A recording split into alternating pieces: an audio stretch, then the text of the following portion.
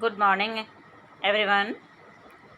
आज हम इस क्लास में लेसन 7 स्टार्ट करने जा रहे हैं। उसका नाम है प्रारंभिक बाल्यावस्था, देखभाल और शिक्षा। यानी प्रारंभिक बाल्यावस्था में हम बालक की देखभाल हमें किस प्रकार से करनी चाहिए और उसकी एजुकेशन के लिए हमें क्या करना चाहिए ताकि वो एक अच्छी एजुकेशन प्राप्त कर सके। तो अब हम सबसे पहले देखेंगे शिक्षण के उद्देश्य, अधिगम शिक्षण के उद्देश्य। देखिए, फर्स्ट, प्रारंभिक बाल्यावस्था देखभाल और शिक्षा ACCE के मौलिक सिद्धांत जो भारतीय समाज में लागू होते हैं।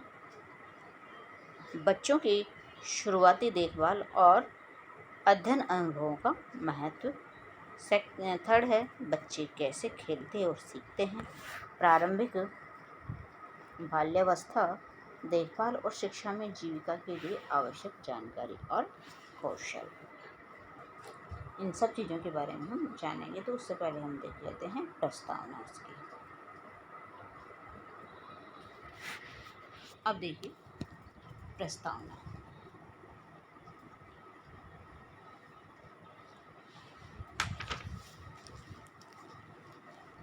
आमतौर पर जन्म से 8 वर्ष तक के आयु काल को प्रारंभिक बाल्यावस्था। देखिए, अब इसमें कितनी बताई गई है आयु?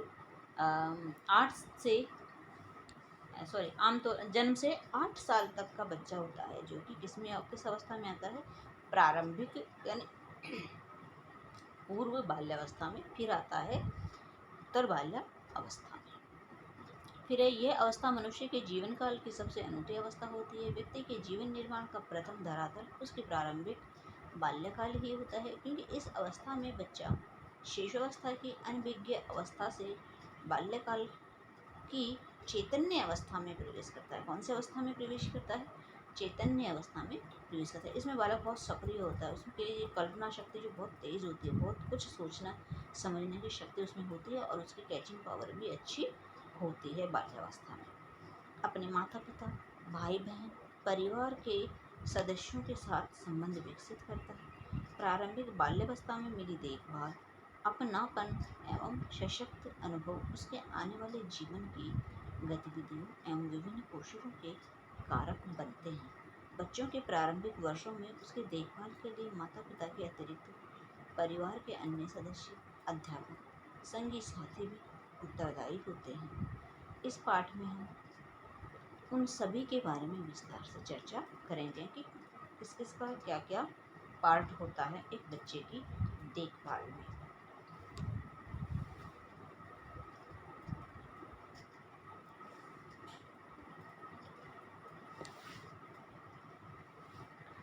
अब देखिए प्रारंभिक बाल्यावस्था का क्या महत्व है। फर्स्ट, इन्हें नन्हे शिशु बहुत छोटी उम्र से ही सीखना शुरू कर देते हैं। क्या कर देते हैं? सीखना शुरू कर देते हैं, क्योंकि जब से जन्म लेते हैं तब इससे किसी न किसी के संपर्क में वो रहते हैं। सबसे पहले अपनी माँ के संपर्क में रहते हैं और माँ से ही वो सबसे ज़्यादा सीखते हैं। उसके बाद घर के परिवार के जो सदस्य होते हैं उनके साथ सीखता है। फिर जब थोड़ा घर से बाहर निकलने लगता है तो वो आस पड़ोस से सीखता है, यानी उसका सामाजिकरण होता चला जाता है। फिर है अपने आसपास की दुनिया के बारे में नई बातें सीखने के साथ ही शिशु अपने परिवार के सदस्यों, विशेष रूप से अपने माता पिता और यदि कोई भाई बहन हो तो उनके साथ लगाव विकसित करने लगता है। थर्ड नंबर पे है छोटा बच्चा परिवार के अन्य सदस्यों और उन लोगों को भी पहचानने लगता है जिनसे वह नियमित रूप से मिलता है। अब नियमित रूप से वो किनसे मिलता है? मान लीजिए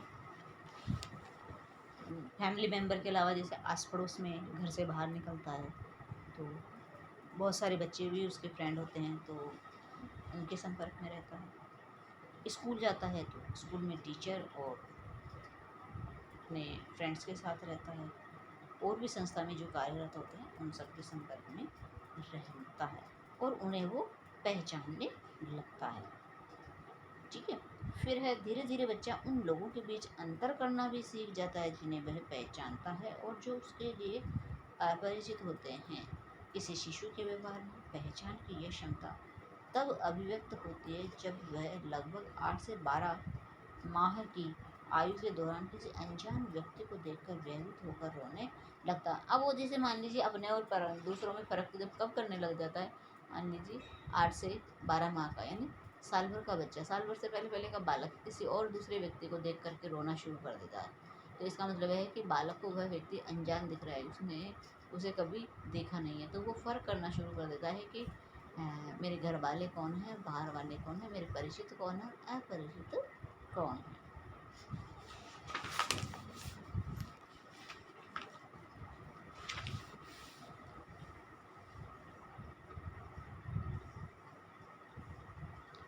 फिर है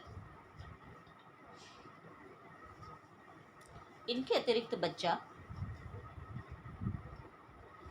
अपनी माँ से सबसे अधिक लगाव रखता है, क्योंकि संभवतः यहाँ वही प्रमुख रूप से उसकी देखभाल करती है और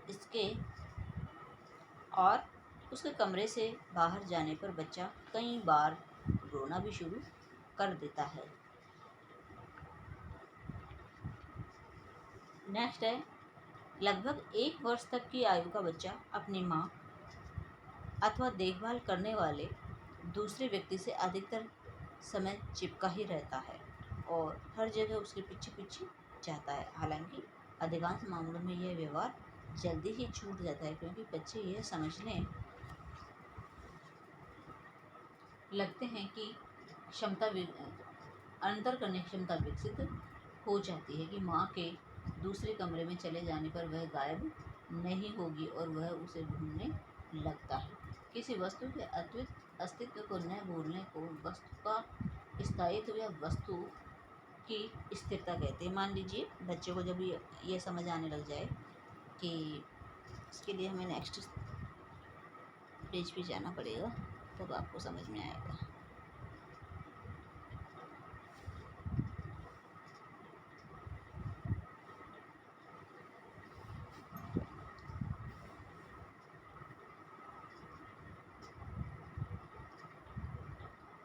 देखिए, हाँ, ये स्टार्टिंग से फर्स्ट लाइन पे आ जाइए की क्षमता विकसित हो जाती है। माँ के दूसरे कमरे में चले जाने पर गायब नहीं हो जाएगी। ये चीज़ वो समझने लगता है। पहले तो जैसे जाती वो रोना शुरू कर देता, लेकिन धीरे धीरे उसे ऐसे लगा कि मेरी माँ यहीं है, कहीं नहीं गई, इस कमरे में नहीं तो उस कमरे में होगी, यानी गायब वो नहीं होगी, क्योंकि उसे पता है कि मेरी माँ यहीं रहती है। और उसे लगे कि मेरी माँ जॉब करती है, कुछ थोड़े टाइम बाद मेरे को छोड़ करके चली जाएगी, तो वो पहले से सतर्क हो जाता है और उसके आगे पीछे घूमना शुरू कर देता है। जैसे छोटे बच्चे क्या करते हैं, घर में कोई भी घर काम से बाहर जा रहा है या ऑफिस जा रहे हैं या मार्केट जा रहे हैं, और मान लीजिए हम तैयारी करते हैं निकलने की, कपड़े पहनने लगते हैं, स्लीपर पहनने लगते हैं, तो बालक को तुरंत समझ में आने लगता है कि अब ये घर से बाहर जाएंगे तो मुझे भी इनके साथ जाना है, और इसके लिए वह क्या करने लगता है, जिद करने लगता है। ना, यह समझ उसमें शुरू हो जाती है। वो समझने लगता है कौन सी चीज़ किस समय होती है, कौन कहाँ जाता है, यानी ये होता है हमारा वस्तु का स्थायित्व। फिर धीरे धीरे बच्चे में प्रमुख देखभाल करता की अनुपस्थिति में भी सुरक्षा का बोध विकसित हो जाता है। नेक्स्ट है शारीरिक विकास के कारण बच्चा तेज़ी से बढ़ता है, जिसके कारण पहले वह धीरे धीरे चलना सीखता था और ठीक से चीज़ों को पकड़ना तथा अन्य मुद्राओं में अपने शरीर को संतुलित रखना सीख जाता है। बहुत सी चीज़ें वो अपने हाथ से पकड़ के उसको खिसका लेता है, या स्वयं अपने हाथ पैरों के बल से आगे की ओर प्रगति करना सीखता है बल के माध्यम से। ऐसी कई चीज़ें हैं जो वो धीरे धीरे उसे समझ में आने लगती है। फिर है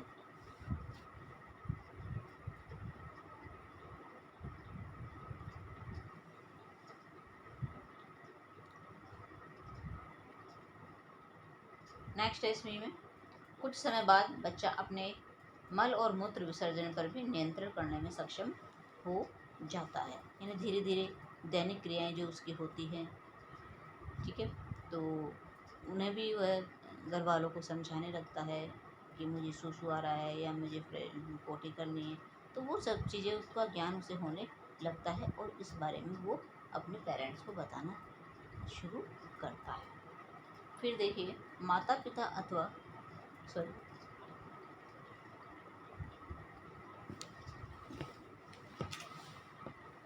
आज भी अधिकतर भारतीय परिवारों में बच्चे कुछ वर्षों तक केवल अपने पारिवारिक वातावरण में ही पलते हैं। हालांकि कुछ मामलों में जहां मां को काम या नौकरी के कारण नियमित रूप से घर से बाहर जाना पड़ता है, वहां बच्चे की देखभाल के लिए वैकल्पिक व्यवस्था की आवश्यकता होती है। अब हम जानेंगे वैकल्पिक आवश्यकता क्या होती है।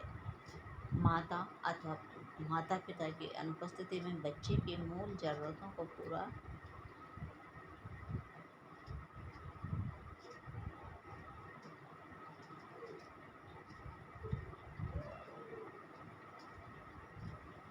बच्चे की वैकल्पिक देखरेख की सुविधा घर में भाई बहन तथा संबंधियों द्वारा व घर से बाहर क्रेच या डे केयर केंद्रों द्वारा दोनों जगहों से प्राप्त हो सकती है।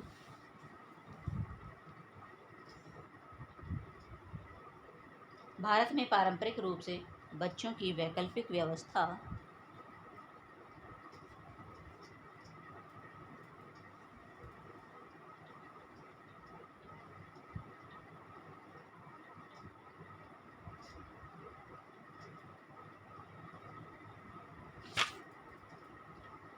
पारंपरिक रूप से बच्चे की वैकल्पिक देखभाल की जिम्मेदारी परिवार की किसी ऐसी महिला पर होती थी जो स्थायी रूप से परिवार के साथ ही रहती थी, जैसे कि संयुक्त परिवारों में परिवार की किसी अन्य महिला द्वारा या फिर केवल बच्चे की देखभाल के लिए नौकरी पर रखी गई महिला द्वारा।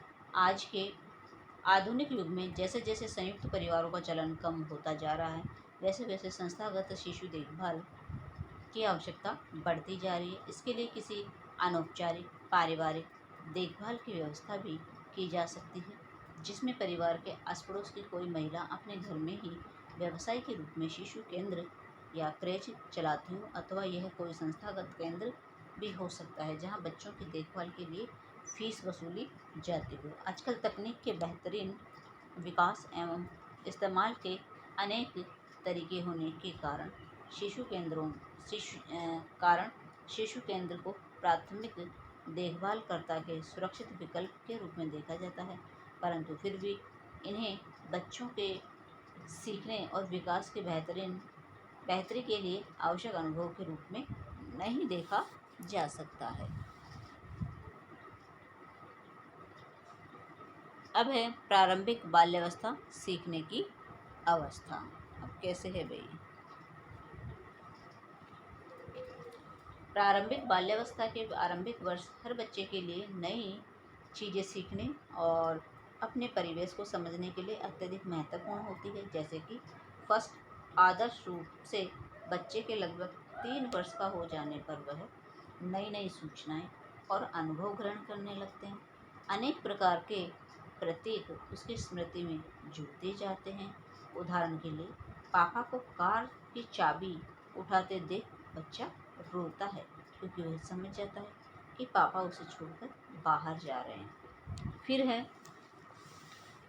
और इससे थोड़ी देर पहले मैंने एक एग्जांपल और दिया था कि जैसे घर में कोई भी घर से बाहर जा रहा है कपड़े पहन के, स्लीपर पहन के, जैसे यहाँ पे दिया है कि पापा जैसे गाड़ी की चाबी उठाए और बच्चे को तुरंत पता चल गया कि पापा तो घूमने जा रहे हैं, घर से बाहर जा रहे हैं, यानी मुझे भी जाना चाहिए, और वो रोना शुरू कर देता है।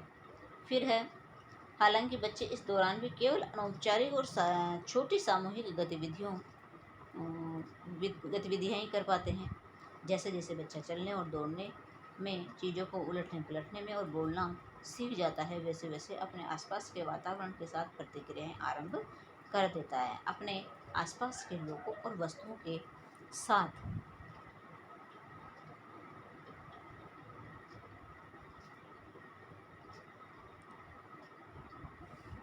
कारण ही बच्चे हर संभव जानकारी एकत्रित करते हैं। इस उम्र में मातृभाषा में शब्द ज्ञान तथा व्याकरण का ज्ञान भी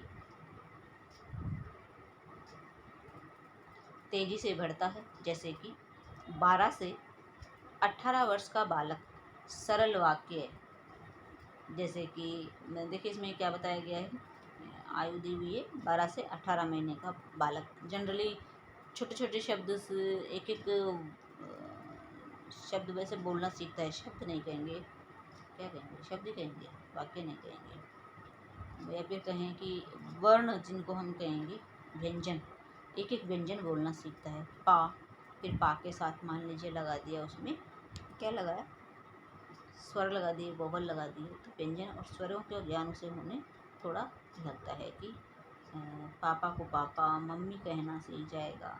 और पापा को पापा भी पूरा नहीं बोलेगा, सिर्फ पा ही बोल करके रह जाएगा, जिससे हमें समझ में आने लगता है कि ये किसकी तरफ इंडिकेट कर रहा है, किसको एक कुछ कहना चाह रहा है।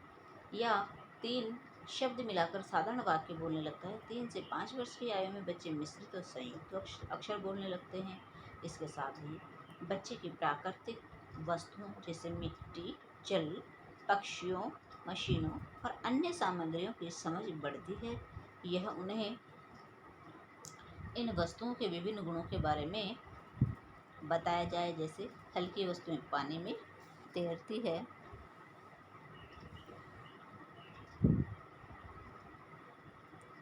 तो उनके इस प्रत्यय का निर्माण पानी में कौन सी वस्तुएं तैरती हैं बहुत स्पष्टता हमेशा याद रखने वाला होता है। कि बहुत सारी चीज़ें ऐसी होती है जो चीज़ हमने बचपन में सीखी है वो हमारी काफ़ी लंबे समय तक होती है। क्यों?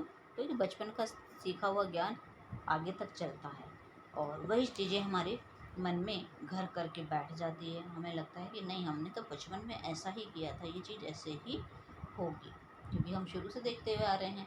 और जब शुरू से किसी चीज़ को हम देखते हुए आ रहे हैं तो हमारे दिमाग में वही चीज़ फिट है, चाहे सामने वाला कितना भी समझा दे। फिर हम जब बड़े होते हैं तब हम उनके बारे में समझते हैं कि अरे हाँ, वाकई में ये चीज़ सही थी, हम तो फालतू ही बहस कर रहे थे इसके लिए। क्योंकि हम कई बार उन चीज़ों को लेके कि जिद पे अड़ जाते हैं, नहीं ये नहीं ऐसे। घर में बच्चा आता है स्कूल से और मैडम ने कोई चीज़ पढ़ाई है और माँ यदि उसे सही रहा दे रही है, नहीं मेरी तो मैडम ने ऐसे ही पढ़ाया है। या फिर घर स्कूल में जब जाता है और मान लीजिए कोई ऐसी चीज़ समझाने का प्रयास करें टीचर्स, तो कहता है मेरी माँ ने मुझे ऐसे ही सिखाया है, मेरी माँ ने कहा है किसी से बात मत करना, तो वो बच्चा बात नहीं करेगा। किसी को चीज़ किसी के द्वारा दिया हुआ खाना नहीं खाना है तो वो बच्चा नहीं खाएगा, चाहे उसे कितना भी समझाना। तो बहुत सी चीज़ें ऐसी होती है जब हम बचपन में उन चीज़ों को सीखते हैं तो वो हमारे लिए एक लंबी हो जाती है। फिर है बच्चों को इस उम्र में सीखने के लिए अनुकूल वातावरण प्रदान करना चाहिए और उन पर सीखने के लिए उनकी क्षमता से अधिक बोझ नहीं डालना चाहिए। यदि इस आयु वर्ग के बच्चों को एक जगह बैठाकर बड़े बच्चों के औपचारिक विद्यालय की तरह पढ़ने के लिए विवश किया जाता है तो उनकी जिज्ञासा खत्म हो जाएगी और वह बेचैन और असुरक्षित महसूस करने लगेंगे। इसलिए यह समझना जरूरी है कि इस उम्र में बच्चों के लिए सीखने का सबसे अनुकूल परिवेश वह है जो सुरक्षित, सहज, स्नेहपूर्ण, विविध प्रकार के व्यक्तियों और खेल सामग्रियों से युक्त हो और वहाँ देखभाल करने वाले वयस्क जैसे माँ, दादा दादी, भाई बहन अथवा प्री स्कूल पूर्व प्री स्कूल या विद्यालय पूर्व शिक्षक उपस्थित हों। तो आज के इस क्लास में हम इतना ही जानेंगे। आगे की क्लास हमारी होगी प्री स्कूल यानी विद्यालय पूर्व केंद्र। यानी प्री स्कूल यानी जब बालक फर्स्ट क्लास में आता है, उससे पहले जब आपने देखा होगा आजकल का दौर है कि इंग्लिश मीडियम स्कूल खुल गए और इंग्लिश मीडियम स्कूल जब खुल गए हैं तो वहाँ पे बच्चों को कुछ ऐसे रूम्स डेकोरेट कर दिए जाते हैं जो जिनमें बच्चों की एक्टिविटीज़ दिखाई देती है। बच्चा उन्हीं को देख देख करके बहुत सारी चीज़ें खेलना सीखता है। फिर कुछ टॉयज़ ला दिए जाते हैं जिनसे वह खेलता रहता है। अब जैसे अबेकस है, अबेकस क्या है, एक काउंटिंग का एक जरिया है, ठीक है। तो वो बच्चा उसमें अबेकस के माध्यम से काउंटिंग करना सीख जाता है, कलर की पहचान करना सीख जाता है। तो बहुत सी क्लासें, बहुत से स्कूल, क्या जनरली सारे स्कूल ही ऐसे हैं जहाँ पे प्री प्राइमरी स्कूल होता है और उन बच्चों को खेल खेल में बहुत सारी चीज़ें सिखाई जाती है। तो अगला टॉपिक हमारा कल होगा। आज के लिए इतना ही। धन्यवाद।